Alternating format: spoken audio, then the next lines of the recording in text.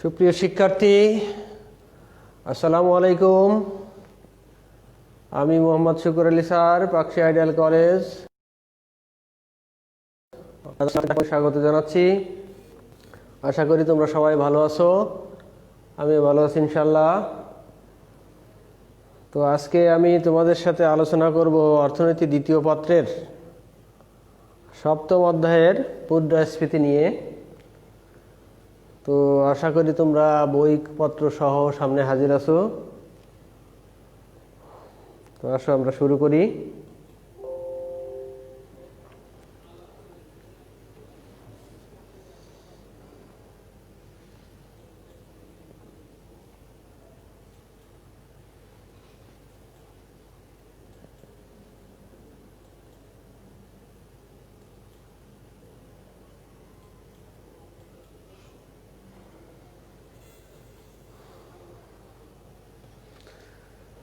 আজকে আমরা আলোচনা করব অর্থনীতি দ্বিতীয় পত্র সপ্তম অধ্যায় মুদ্রাস্ফীতি চ্যাপ্টার। এখানে আমরা মুদ্রাস্ফীতি সম্পর্কে আজকে জানব।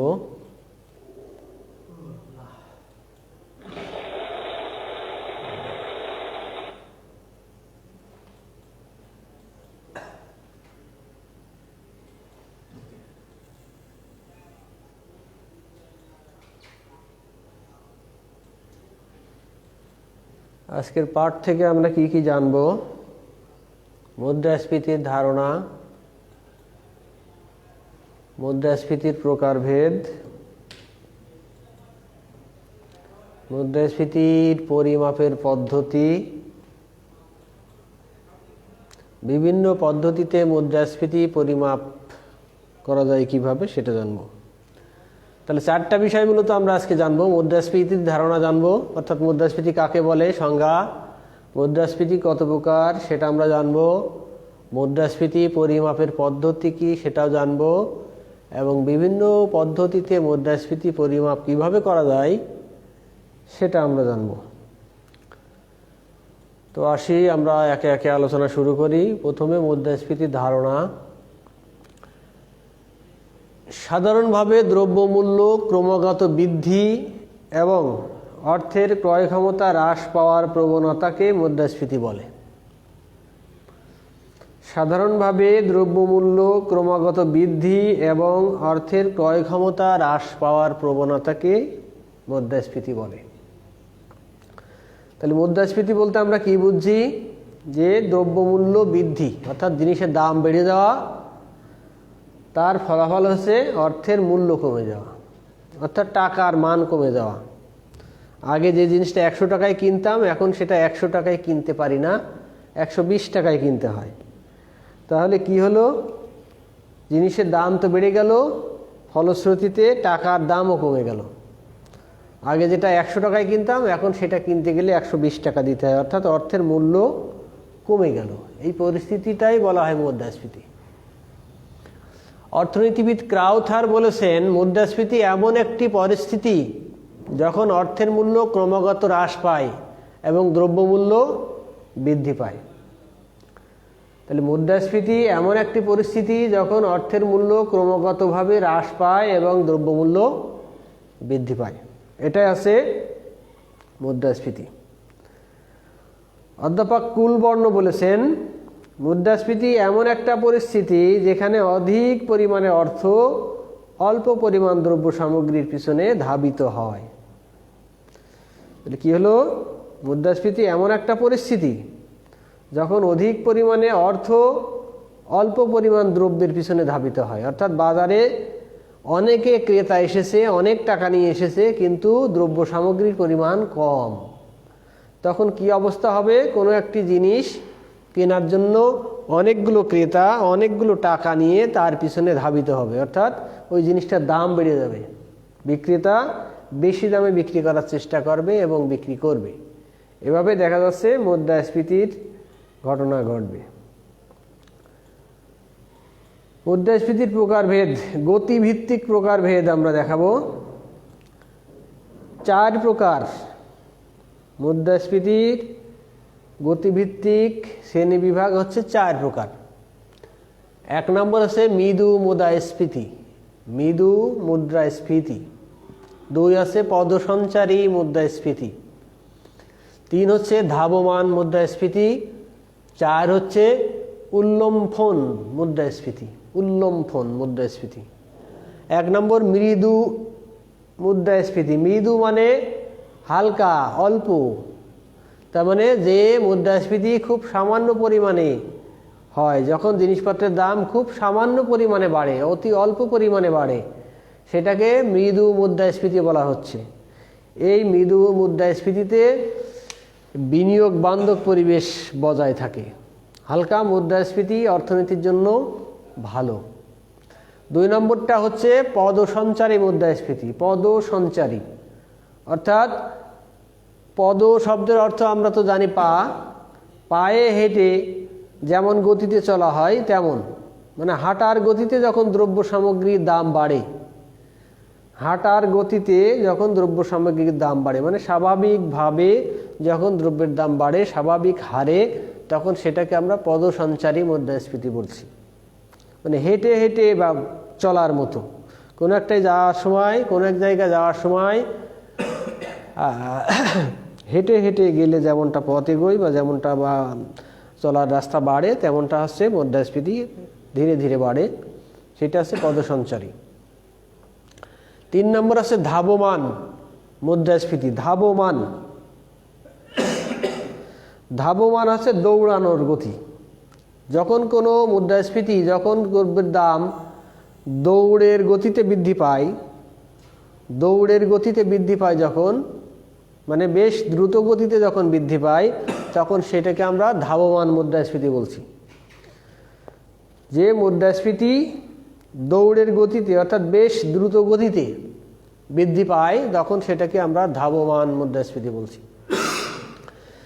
4 নম্বর হচ্ছে উল্লম্ফন মুদ্রাস্ফীতি। উল্লম্ফন অর্থাৎ লাফিয়ে লাফিয়ে চলার মতো, এটাকে ঘোড়ার বেগও বলা যেতে পারে। ঘোড়া যেমন দ্রুত বেগে দৌড়ায়, তেমন বেগে অর্থাৎ তত গতিতে, ঘোড়ার গতিতে যখন জিনিসপত্রের দাম বেড়ে চলে, তখন সেটাকে আমরা উল্লম্ফন মুদ্রাস্ফীতি বলছি। অর্থাৎ খুব দ্রুত, আজকে একরকম কালকে আর এক রকম, এটা হচ্ছে লাফিয়ে লাফিয়ে বাড়া। জিনিসপত্রের দাম যখন লাফিয়ে লাফিয়ে বাড়ে, গতকাল একরকম দেখেছি, আজকে আর এক রকম, পরের দিন আর এক রকম, এরকমভাবে যখন জিনিসপত্রের দাম বাড়ে, তখন সেটাকে বলা হয় উল্লম্ফন মুদ্রাস্ফীতি। লাফিয়ে লাফিয়ে জিনিসের দাম বাড়া, এই হলো গতিভিত্তিক মুদ্রাস্ফীতি। এরপরে হচ্ছে কিছু প্রশ্ন আছে, দেখো মুদ্রাস্ফীতি কাকে বলে। আমরা যেগুলো শিখলাম সেগুলোর উপরে মুদ্রাস্ফীতি কাকে বলে আমরা জেনেছি। মুদ্রাস্ফীতি কত প্রকার, কি কি তা আমরা জানলাম। মুদ্রাস্ফীতি প্রধানত 4 প্রকার, সেটা আমরা জানলাম। মৃদু, তারপর আছে পদসঞ্চারী, তারপর আছে ধাবমান, তারপর আছে উল্লম্ফন, অর্থাৎ এই 4 প্রকারের মুদ্রাস্ফীতি রয়েছে। মৃদু মুদ্রাস্ফীতি কাকে বলে এটা আমরা জানলাম। পদসঞ্চারী মুদ্রাস্ফীতি কাকে বলে জানলাম। ধাবমান মুদ্রাস্ফীতি কাকে বলে সেটা জানলাম। উল্লম্ফন মুদ্রাস্ফীতি কাকে বলে সেটাও আমরা জানলাম। তাহলে এখন পর্যন্ত আলোচনায় আমরা এই বিষয়গুলো শিখলাম, জানলাম, বুঝলাম। এরপরে আমরা আসি মুদ্রাস্ফীতি পরিমাপ নিয়ে আসি। মুদ্রাস্ফীতি পরিমাপ অর্থাৎ মাপার দরকার। মুদ্রাস্ফীতি ফলে দাম স্তরে বৃদ্ধি ঘটে, তাই মুদ্রাস্ফীতি পরিমাপ করা খুব দরকার, খুবই প্রয়োজন। মুদ্রাস্ফীতির ফলে জিনিসপত্রের দাম বাড়ে, তাই মুদ্রাস্ফীতির পরিমাপ করা দরকার। কি হারে বাড়লো জিনিসটার দাম, কি হারে বাড়লো, কত হারে, সেটা জানার জন্য এটা পরিমাপ করা দরকার। মুদ্রাস্ফীতি পরিমাপ করতে হলে সূচক সংখ্যা গঠন সম্পর্কে জানা দরকার। মুদ্রাস্ফীতি পরিমাপ করতে হলে আমাদের আগে জানতে হবে সূচক সংখ্যা গঠন সম্পর্কে। তো প্রথমে আমরা সূচক সংখ্যা গঠন সম্পর্কে আলোচনা করব, তারপরে আমরা মুদ্রাস্ফীতি পরিমাপ করব। সূচক সংখ্যা গঠনের ধাপ আছে কয়েকটা, সেই ধাপগুলো আমরা আলোচনা করব। 1 নম্বর ধাপ হচ্ছে ভিত্তি বছর নির্বাচন করা, অর্থাৎ কোন বছরের সাপেক্ষে আমরা মুদ্রাস্ফীতি পরিমাপ করব সেই বছরটা আগে নির্ধারণ করা দরকার। অর্থাৎ আমরা 2010 সালের তুলনায় বর্তমান পরিস্থিতি জানব, নাকি 2015 সালের তুলনায় জানব, নাকি 2020 সালের তুলনায় 2021 সালে জানব। তাহলে সেই ভিত্তি বছর আমাদেরকে আগে নির্বাচন করে নিতে হবে। তারপরে হিসাবি বছর নির্বাচন। আমরা কোন বছরে হিসাব করব? চলতি বছরে হিসাব করব না গত বছরেরটা হিসাব করব, সেটা নির্বাচন করে নিতে হবে। 3 নম্বর হচ্ছে দ্রব্য নির্বাচন করতে হবে। কি কি দ্রব্যের মুদ্রাস্ফীতি আমরা হিসাব করব, সে দ্রব্যগুলো আমাদেরকে নির্বাচন করতে হবে। 4 নম্বর হচ্ছে দ্রব্যের দাম নির্বাচন করতে হবে। দ্রব্যের দাম তো আমরা বিভিন্নভাবে নির্বাচন করতে পারি, বা বিভিন্ন দাম হয়ে থাকে দ্রব্যের। উৎপাদনকারী বা পাইকারি, খুচরা বিক্রেতা, ভোক্তা, বিভিন্ন ব্যক্তির কাছে বিভিন্ন দামে দ্রব্যের দাম নির্ধারিত হয়ে থাকে। তা আমরা এটা এইভাবে দ্রব্যের দাম নির্বাচন করব, যেটা সেটা আর কি। অর্থাৎ পরোক্ষ কর বাদ দেব, উৎপাদনকারীর কাছে মূল্য নির্ধারণ করব, এরকমভাবে দ্রব্যের দাম নির্বাচন আগে। তারপরে গড় দাম নির্ণয়, অর্থাৎ দ্রব্যের দামটাকে আবার গড় নির্ণয় করে নেওয়া। দামকে শতকরা হিসেবে প্রকাশ করা, দামকে শতকরা হিসেবে প্রকাশ করা। তাহলে এই কয়টা বিষয়, 6টা বিষয় মূলত: ভিত্তি বছর নির্বাচন, হিসাবি বছর নির্বাচন, দ্রব্য নির্বাচন, দ্রব্যের দাম নির্বাচন, গড় দাম নির্ণয়, দামকে শতকরা হিসেবে প্রকাশ। এই কয়েকটা প্রক্রিয়া অতিক্রম করার পরে আমরা সূচক সংখ্যা গঠন করব এবং মুদ্রাস্ফীতি পরিমাপ করব। পদ্ধতি আছে 3টি। মুদ্রাস্ফীতি পরিমাপের পদ্ধতি 3টি। 1 নম্বর আছে ভোক্তার মূল্য সূচক পদ্ধতি, ইংরেজিতে বলে সিপিআই বা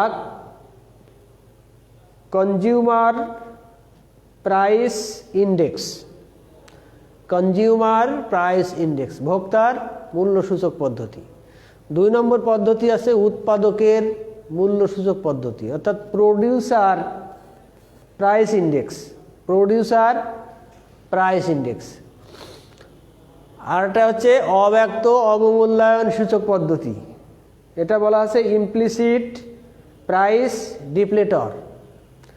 ইমপ্লিসিট প্রাইস ডিফলেটর, অব্যক্ত অবমূল্যায়ন সূচক। এই 3টা পদ্ধতিতে মুদ্রাস্ফীতি পরিমাপ করা হয়ে থাকে।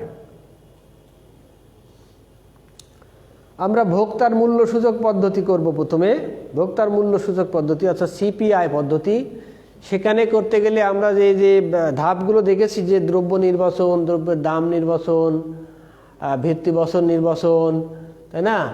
সেখানে আরেকটা বিষয় যোগ হয়েছে এখানে, যেটা পরিমাণ নির্বাচন, যে কি পরিমাণের উপরে ভর করে আমরা হিসাবটা করব। তো সেটা এখানে অতিরিক্ত যোগ হয়েছে। দ্রব্যের দামে আমরা দেখছি চাল, ডাল, তেল, চিনি, আটা। চাল, ডাল, তেল, চিনি, আটা, এই দ্রব্যগুলো নিয়ে, এইগুলো মেজর মানুষ ভোগ করে, এইগুলো বেশি পরিমাণ অর্থ ব্যয় করে এগুলোর পিছনে। এই জন্য এইগুলো নিয়ে আমরা ভোক্তার মূল্য সূচক পদ্ধতিতে মুদ্রাস্ফীতি পরিমাপ করব।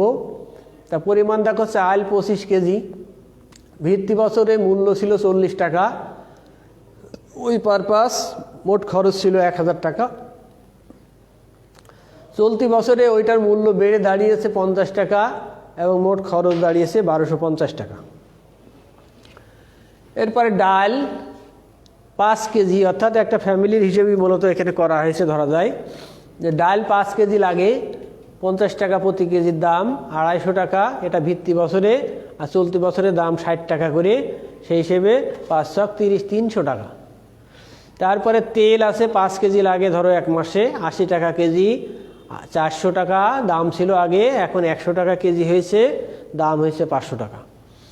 চিনি 5 কেজি লাগে, আগে দাম ছিল 50 টাকা কেজি, মোট দাম 250 টাকা, এখন 60 টাকা কেজি, মোট দাম 300 টাকা।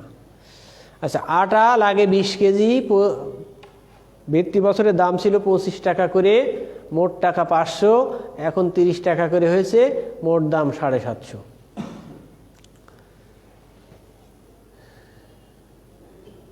এই হলো মূলত মোট দাম। তো এখন এগুলোর যোগফল দেখো, যোগফল হচ্ছে মোট ব্যয়ের যোগফল 2400 টাকা, আর এখানে চলতি বছরে মোট ব্যয় হয়েছে 3100 টাকা। তাহলে এই দুটোর দাম কম্পেয়ার করে হিসাব করে আমাদের মুদ্রাস্ফীতি বের করতে হবে। তাহলে আমরা দেখি কিভাবে করেছি। এখানে ভোক্তার মূল্য সূচক পরিমাণ নির্ণয় করেছি। ভোক্তার মূল্য সূচক সিপিআই ইকুয়াল টু শর্ত হচ্ছে কি, বর্তমান বছরের মোট খরচ আর ভিত্তি বছরের মোট খরচকে ভাগ করতে হবে। 3100 ভাগ 2400 তারে শতকরায় প্রকাশ করতে হবে, মানে গুণ দিতে হবে 100 দিয়ে। তার রেজাল্ট আসলো 129.17 টাকা, 129.17 টাকা। তাহলে মুদ্রাস্ফীতি পরিমাণ কি হলো, গতবার ছিল 100 টাকা, এবার হয়েছে 129.17 টাকা। তাহলে মুদ্রাস্ফীতি পরিমাণ 29.17%। তাহলে আমরা এখানে দেখলাম যে ভোক্তার মূল্যসূচক পদ্ধতিতে মুদ্রাস্ফীতি পরিমাপ করে আমরা দেখলাম ভিত্তি বছরের তুলনায় চলতি বছরে মুদ্রাস্ফীতি 29.17%। এরপরে উৎপাদকের মূল্যসূচক পদ্ধতি। এই পদ্ধতিতে যখন করো, উৎপাদনকারী সুতো এবং তুলো এগুলো উৎপাদন করে উৎপাদক দ্রব্য। তাহলে দেখো এখানে ভিত্তি বছর, বর্তমান বছর, আর বর্তমান বছরের ব্যয় আর ভিত্তি বছরের ব্যয় এই দুটো কম্পেয়ার করা হয়েছে। ভিত্তি বছরের পরিমাণ ছিল 5 এবং দাম ছিল 10, আর তুলো আছে পরিমাণ ছিল 3, দাম ছিল 15। তাহলে এখানে 5 আর 10, 5 10কে 50, ওই যে 50 ভিত্তি বছরেরটা এখানে, আর তুলো 3 15 45, এই যে ভিত্তি বছরে 45, এই দুটো যোগফল হয়েছে 95। আর বর্তমান বছরের পরিমাণ হচ্ছে 6, দাম 12, 6 12 72 টাকা। আর তুলোর বেলায় যে পরিমাণ 4, দাম হচ্ছে 20, 4 20 80 টাকা, মোট ব্যয় 152 টাকা। তাহলে ভিত্তি বছরে ব্যয় ছিল 95 টাকা আর চলতি বছরে ব্যয় হয়েছে 152 টাকা। তাহলে মুদ্রাস্ফীতির পরিমাণ কি দাঁড়াইছে আমরা দেখি।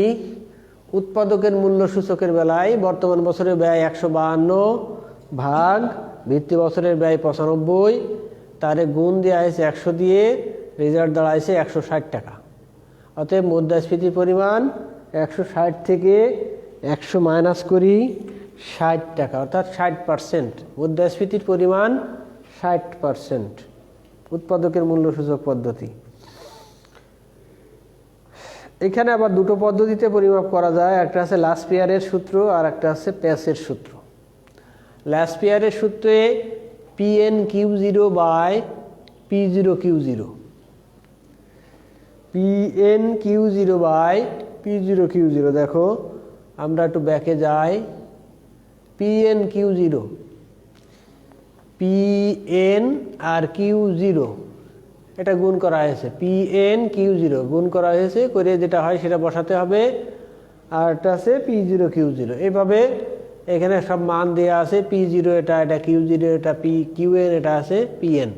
এগুলো গুণ করে ওই সূত্র অনুযায়ী বসালে ওই সূত্র পরিমাপে করা যাবে। তো সেখান থেকে আমরা পেয়েছি যে সূত্র দুটো, PN/Q0 একটা, নিচে আসছে P0/Q0 দিয়ে ভাগ গুণ 100।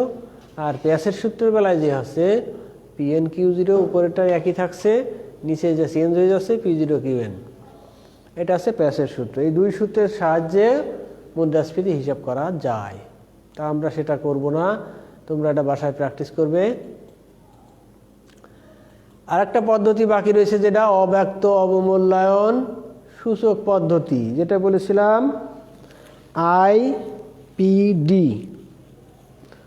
IPD মানে ইমপ্লিসিট প্রাইস ডিফলেটর, অর্থাৎ অব্যক্ত অবমূল্যায়ন সূচক পদ্ধতি।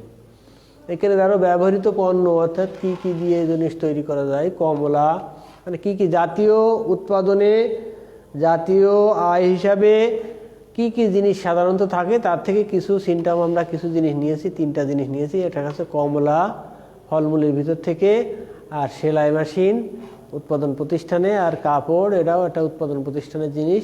3 ধরনের 3 জিনিস নিয়ে আমরা হিসেব করেছি। পরিমাণ, কমলার পরিমাণ এত, প্রতিটার মূল্য 2 টাকা, মোট ব্যয় এত টাকা। আর পরবর্তীতে দাম বেড়ে 2 টাকার জায়গায় 2.5 টাকা হয়েছে, মোট ব্যয় এত টাকা হয়েছে। সেলাই মেশিন 10 ইউনিট লেগেছে, এক একটার মূল্য 3000, এটা 30,000 মোট। আর মূল্য বেড়ে 3200 টাকা হওয়াতে মোট খরচ 32,000। কাপড় 1500 ইউনিট, 1500 গজ হতে পারে, 1500 বেল হতে পারে। প্রতিটা ইউনিটের মূল্য 300 টাকা, মোট খরচ 4500 টাকা। আর হচ্ছে 350 মূল্য, মোট খরচ 5250 টাকা। এখানে 3 × 4500, এটা 3 টাকা হবে, 3 টাকা হবে, 3 × 4500। যাই হোক, যোগের বেলায় 30, 11, 41,000 আর 4000, 45,000 ঠিক আছে, যোগের বেলায় ঠিক আছে। তার মানে 4500, 45,600 টাকা। আর জাতীয় উৎপাদন বর্তমানে 51,125 টাকা। বর্তমানটা চলতি বছরেরটা হয়েছে 51,125, আর ভিত্তি বছরে হয়েছে 45,600। তাহলে এটার হিসাবও অনুরূপভাবে আমরা করতে পারি। দেখো, চলতি বছরের জাতীয় উৎপাদন 51,125 আর ভিত্তি বছরের জাতীয় উৎপাদন 45,600, তারে গুণ দেওয়া হয়েছে 100 দিয়ে, রেজাল্ট হয়েছে 112.12। অতএব মুদ্রাস্ফীতি তার থেকে 100 মাইনাস করে 12.12%। তাহলে 12.12% মুদ্রাস্ফীতি। তাহলে আমরা 3 পদ্ধতিতেই মূলত মুদ্রাস্ফীতি হিসেব করলাম। 3টা পদ্ধতিতে কি কাজ আছে দেখো। সূচক সংখ্যা গঠনের ধাপগুলো লিখো। সূচক সংখ্যা গঠনের ধাপ, তারপরে হচ্ছে ল্যাসপিয়ারের সূত্রটা লেখো, তারপরে প্যাসের সূত্রটা লেখো। এসে কাজ রয়েছে তোমাদের দলগত কাজ, মুদ্রাস্ফীতি পরিমাপের পদ্ধতি সমূহ লেখো। সূচক সংখ্যা গঠনের ধাপগুলো আমরা বলেছিলাম 6টা ধাপ।